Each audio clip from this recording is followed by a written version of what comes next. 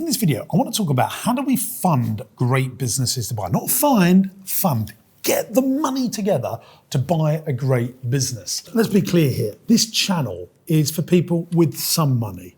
It's for people that have got some experience in business. It is not for people that are on their first rodeo. Buying a business is devilishly difficult. Buying a great business is more challenging. Not impossible. It is easy to do. I've done it so many times now. I bought another couple just over the Christmas break. If you can get it over the line, I think it is the best wealth creation tool that I've come across. Much better than stocks and shares and much better than property. And I do lots of property. Buying a business is where the real money is. Let's talk about this guy, WB, Warren Buffett. He says it's much better to buy a great business for a fair price. And he is on the money there, ladies and gents, because over the years of doing M&A, that's mergers and acquisitions, and I've bought more businesses than most people that I know, I've learned that you can buy businesses for nothing, for £1 that have gone into liquidation, that have gone into administration, and you can put a lot of effort, energy, enthusiasm and turn them around. Now, after 20 years and employing over 1,200 people and running a big business, my time is less. So I've learned, actually, you can buy great businesses for a fair price. A great business to me is one that's profitable, one that's got systems and processes and establishment around it that I can fold into my existing empire, into my ecosystem. So I call this EE, folding in to EE. And that should be your primary objective when you decide to buy and fund a business, because lots of people get it. Your team gets it, you get people on board with you, you've got experience and knowledge. So if this circle represents your central bank account, maybe you're a fish and chip shop business, you're pushing money in, and then you go and find another fish and chip shop business and you're using your methodology, and then I don't know, you buy a fish wholesaler business that supplies. You want to try and create an ecosystem. Maybe you buy a food services business like I did that can supply you with all your potatoes and drinks, and then that starts supplying here, that gets into, and you just want to create a spider web of vertical integration. And that's very important when it comes to getting the money together to buy great businesses. Now, if you look at all of my organizations, all the businesses that I buy all fold in and support one or the other very, very easily. I just bought Cafe Deli, big food services wholesale business. I was spending over £1 million with another food services business. I am now the customer of my own food services business. When I bought Rossi Ice Cream, I was spending hundreds of thousands of pounds worth of ice cream every year.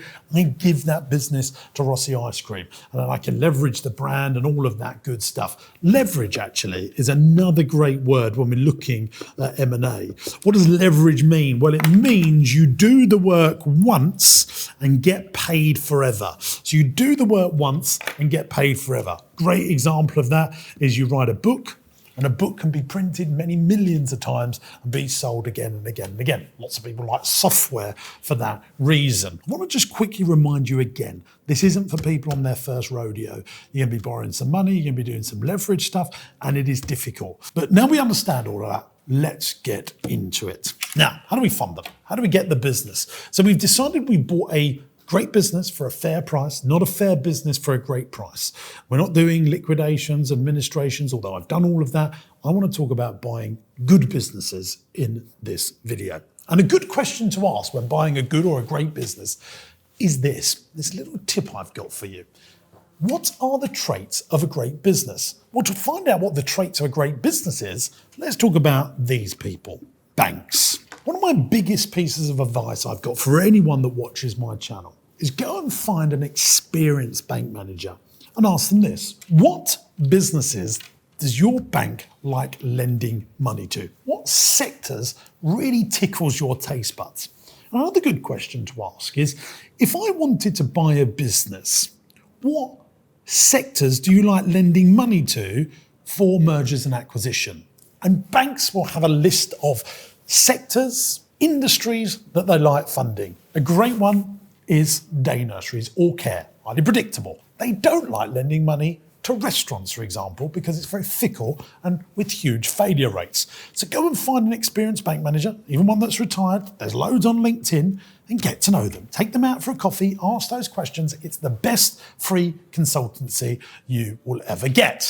First of all, they're looking for management. And this is really important. And when we look at business, remember the golden rule for success is E plus M equals S. So that's entrepreneurship plus management equals success. My experience of finding business owners that never get to where they want to get to is because they're the entrepreneur and the manager.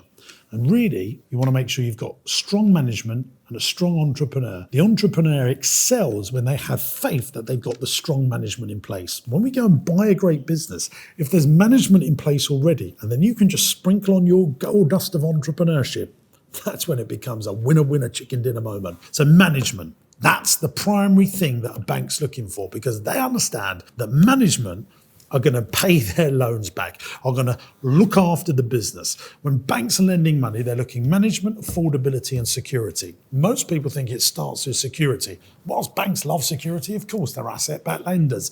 They're not going to lend people money if they think the management and the affordability isn't there, even if they have all the security in the world. Management is the number one thing. Then we're looking for establishment. And this is also the things that I like. Why is establishment really important? Well, only 5% of businesses make it over 10 years old. So if you can find a business that's over 10 years old, you get two things. Number one, there's habits being formed. And the older it is, the better it is, in my opinion. You get this thing called the Lindy effect, and go and Google it. When things have been around for 50 years, there's a good chance they're going to be around for another 20, 30 years. Look at Harrods, for example. Do you think Harrods is going to be around in 150 years' time? Of course you do, because it's been around for 200 years. You just have faith that that's going to happen. So establishment, really, really good thing. Good cash flow. Might seem obvious, but actually some businesses don't have good cash flow. They have massive highs and massive lows. If you look at one of my businesses, my day nursery business or cafe deli wholesale, very predictable, very good cash flow. A little bit of money from a lot of people a lot of the time, which brings me on to my next point. It's predictable cash flow, but also customer concentration. I've seen so many people go bust because they rely on this one big customer or one key member of staff or one magic product that makes it all happen or one brilliant location. Customer concentration comes into that. If you've got one big customer that drives the bulk of the revenue for the business, don't matter how much money it makes, that should set off huge alarm bells for you and your business. And then lastly, you. Who are you? What does the bank see you as? Do they see you as a super effective person? I like this little phrase here. Be times do equals have. And this is really how life works. If you want to have yourself some businesses to buy and you want someone to help you buy them, what have you got to become and what have you got to do to look investable, to look like the bee's knees? What have you got to learn? What skill sets have you got to up to be able to get all this stuff over the line? Do you have to win some awards? Do you need to get some qualifications under your name? Do you have to prove some success story in the past? Yeah, you absolutely do. That's the big one for me. You know, people can bring me, a slide deck and say, this is what my company's going to look like. And I'm like listening, I'm going, it might well be the case. But if you then say, this is what I've done and this is how much money I've made. We've got to a broke-even situation. We need just a little bit more money and we're going to start being profitable and we're missing out on these things, but we've done this already.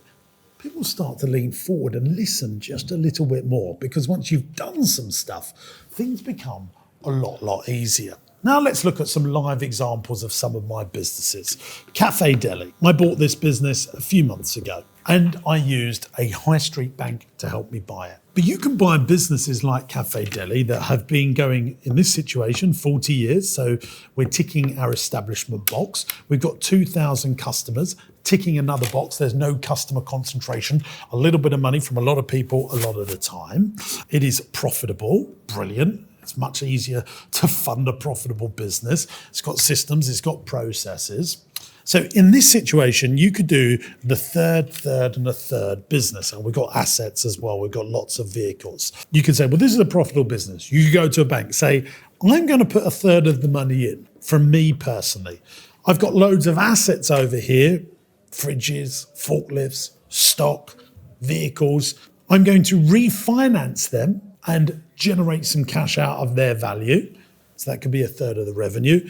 And then can I just have a normal bank loan on the last third? So third, and third. Most banks, if it's a profitable business, it's got some assets, it's got some trading, it's well managed, you understand the sector, you've got history in the sector, will do this very vanilla bog standard deal. On the me bit, you could go to friends and family. You could have another existing business that you generate cash from to help you fund that third. You could also go to a private investor, but you could also do a process called vendor finance if the bank know about it, where you then pay the vendor, that's the seller of the business, over a period of time. And that could get you into an M&A situation where you have to put very little of your own cash flow in. Now, on this one, I borrowed 2/3 from the bank on just a standalone and put the rest in myself from my existing business's profits.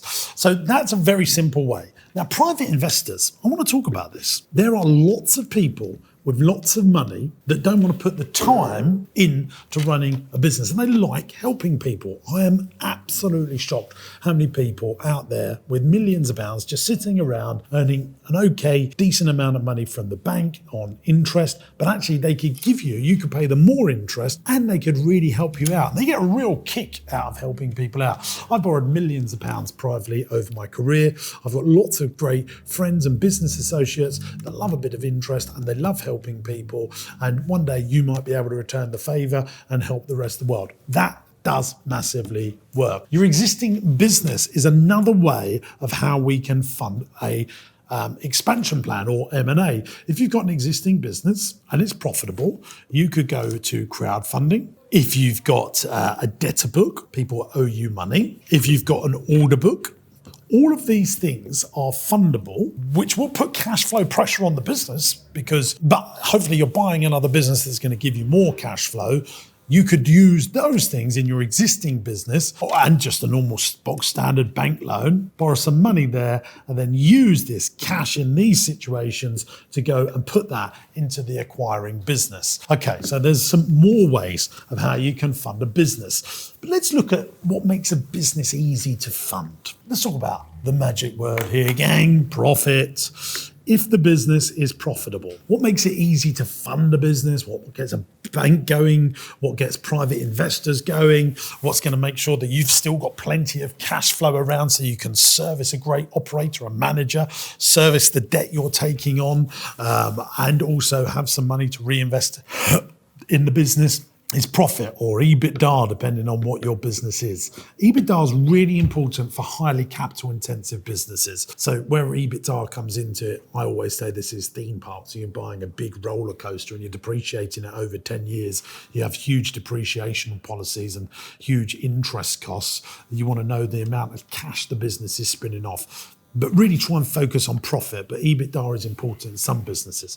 What you want to do is you want to buy businesses at ×3 profits. So if a business is making £1 million, you could say, I will offer you £3 million to the business.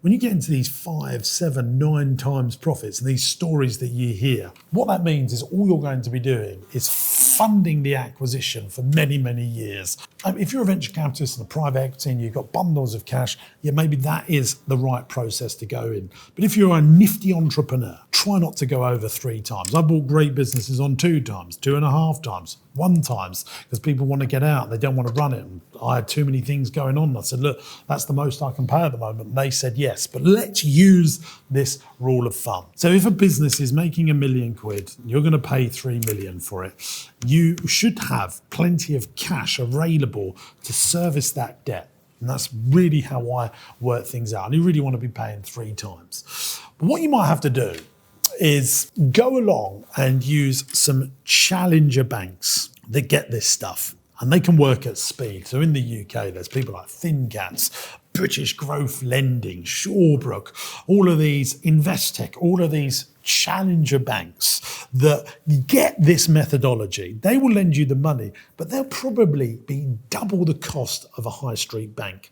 But they'll be quick, they'll understand. And I've used those people, not only one, I've used Investec, which is a bank, to buy a business. And now what I'm doing, I bought the Rossi Ice Cream Parlour using Investec and some of my own money. I knew that was going to be really expensive money, but the bank just didn't like it. The high street banks that I usually bank with went, oh, it's a hospitality business. I know why you want to buy it, but we just won't get that through. And I've owned it for 3 years. I've paid half of the debt down that I used to acquire that business. Now I'm getting it refinanced with the high street banks that I use, a HSBC or a NatWest or a private high street bank. I'm going to half the cost of the funding. But sometimes to get the deal done, you're going to have to use a more expensive situation with a challenger bank. I want to give you another example now. I bought Roller City, which was a roller skating rink. I took on some bank finance that they already had out. I put a deposit down. I've then done some vendor finance to buy the business. So I'm paying the sellers that sold it to me over a period of time. I've proved that I can service it, that I can manage the business, and I'm now taking all of that out on a 20-year loan term with just a normal bank loan because there was a property in there. Property massively helps you, and I'll come on to that later on. I'm just trying to give you loads of different ways that I've done deals there. That Roller City one, let's give you an example. Let's just go over it again. I put a deposit down with my own money. I'm paying weekly installments to the old owners. Then I'm going to refinance with the bank because that's really hard on cash flow. You're basically, all the money you're bringing in, you're paying back the sellers. You put a deposit in, very, very hard. And that's why what you want to do is just prove it. Say to a bank, look, I'm paying all this money back each and every single month. If you can just term it out on term debt against property, which I'm going to come on to later, that can be when you start earning some money yourself. And that's really a big lesson I've learned in M&A when I'm doing it nifty like I'm doing. I don't get paid. Everyone else gets paid but me. But in 5, 6, 7 years' time, the good news comes. And that's really important that I get paid from my other businesses, that when we're acquiring businesses, you're on a long-term process. Just like property. It's 10 years to start making money from property. And I really do believe that. You buy a property here, in 10 years' time, it's usually doubled in value.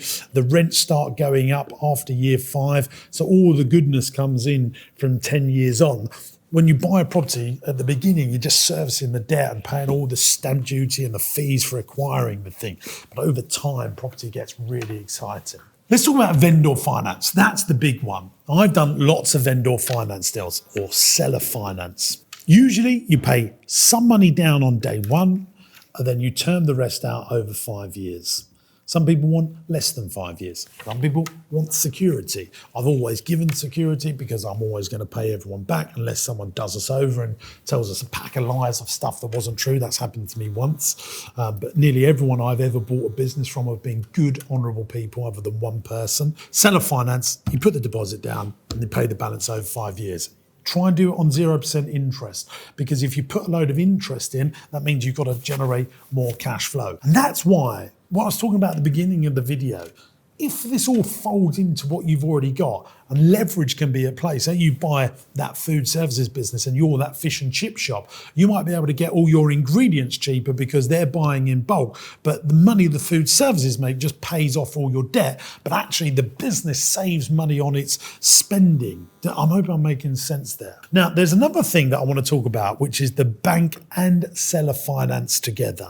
And this is something that I love. So the bank give you a load of money, you put some money in, but the seller stays in for a period of time. And this is quite good because it gives you security, warranties, that if there's things that you're not sure about, they've got a vested interest to keep getting paid, so they give you a nice handover period. Partyman World Wembley, which was an indoor play centre that I own and I bought in London, was exactly that. I paid 50% up front using NatWest at the time, and then 50% I paid over 3 years to the old owner out of the profits that the business made, which actually meant, and NatWest understood this, I put zero money into that deal and I got to acquire a business that was making, back then it was 2009 I think I bought that.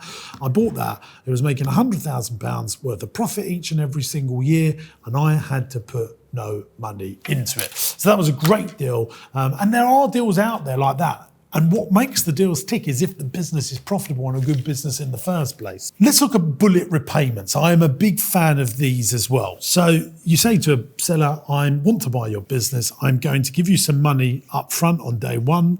So give you some money, but then in 5 years' time, you get a second bite of the cherry. Now, private equity companies do this a lot because it allows them to grow the business, generate more cash flow, and then pay the money out back then. Bullet repayments are a really good way, like a lease finance. You know, you get a balloon repayment at the end, so you're paying a little bit of money, so you're paying a deposit, you're paying some money every month, and then you've got a big repayment at the end. So you've got bullet repayments, which means that you could pay no money in between 0 and 5 years. Not a lot of sellers are going to like that, but you could reduce the amount of money you're paying to the seller over a period of time, knowing that you've got a balloon repayment in 5 years' time, or 3 years' time, or 2 years' time, thus conserving cash flow. We've spoken about so many different examples here. The deposit with the bank, vendor finance, bank finance, 100% vendor finance, 100% bank finance. I've done them all.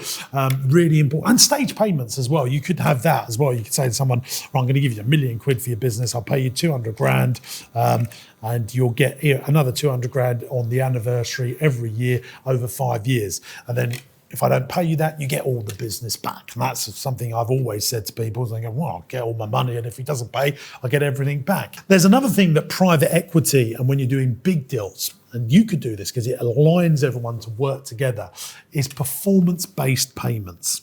I've never bought on this because I always buy businesses based on the premise of what I think I can achieve. Performance-based payments. But this is a big strategy in M&A, and lots of people I know do this. They say, I will give you £5 million to your business if it meets the numbers that you say you're going to do. So we're going to give you £5 million. You say you're going to make £1.5 million a year profit. If that happens for 3 consecutive years, you will get a bonus £5 million. Just making it up here. But you would have to give them some money up front. But performance will dictate bonus payments. But that's a great way of making sure everyone's aligned to not steal your staff, not steal contracts. So performance-based payments is a big strategy private equity companies use to protect the business going forward. You'll get some money up front, but if the business performs well, you're going to get second, third, fourth bites of the charity. Second or third bites of the cherry, not charity. Equity release in stages. So you can say to someone, I'm going to buy 70% of your business. I'm going to give you some money up front for that. And then over time, I have a contract that guarantees that I can buy the equity at the set price today. But what that does is it protects your cash flow. So as the business goes through, you make some money, you can then just buy the other 30%. Now, there's another thing as well. When you're selling a business, you might say to a private equity company, or they might say to you, say, well, look, I'm going to leave my equity in so that when you sell again in 5-7 years' time, the business is much bigger, more successful. My 10, 15, 20% that I'm leaving in will be worth so much more. And then you get a second bite of the cherry in 5 to 10 years' time. That's on the other side of the table. Hopefully I understand. It's just quite big stuff, isn't it, guys? There's another thing I want to talk about, stock finance. Really important. If the business is sitting on £3 million worth of stock, you could use that to help fund an acquisition of a business. If the business is sitting on a £2 million warehouse, you could use that to help fund the business. If the business has got a debtor book where it's owed 2 million quids, you can use finance against the debtor book. But these are all short-term finance things. I know lots of people that go and do this when they're acquiring businesses, but I always worry about the cash flow if you go down that route.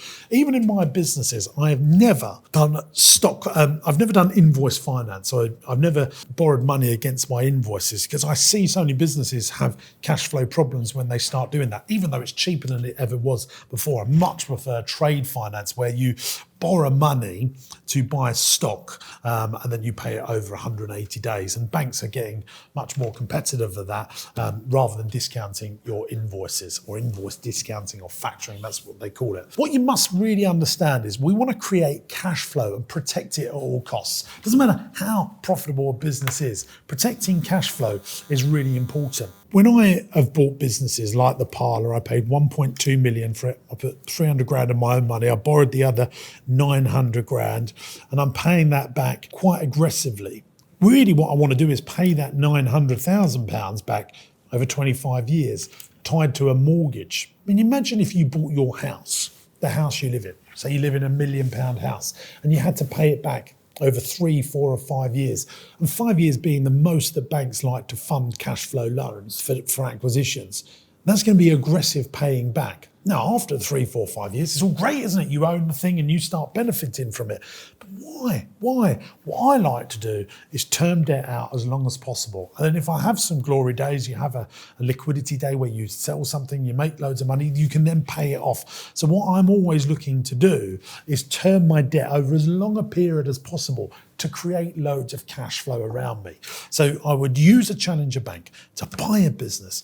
It'd be very tough for a few years, but then I'd go to a bank and tie it to my commercial property. That's why it's really important that you try and get some commercial property around you when you're an entrepreneur and a business owner. Warehouses. I'm not talking about shops and offices, warehouses, or the property that your business trades out of. Because once you've had it a few years, hopefully it's gone up in value, you can leverage off of that and create so many cash flow gems for you. And then finding businesses and funding them becomes so much easier because you can just term the debt over a period of time.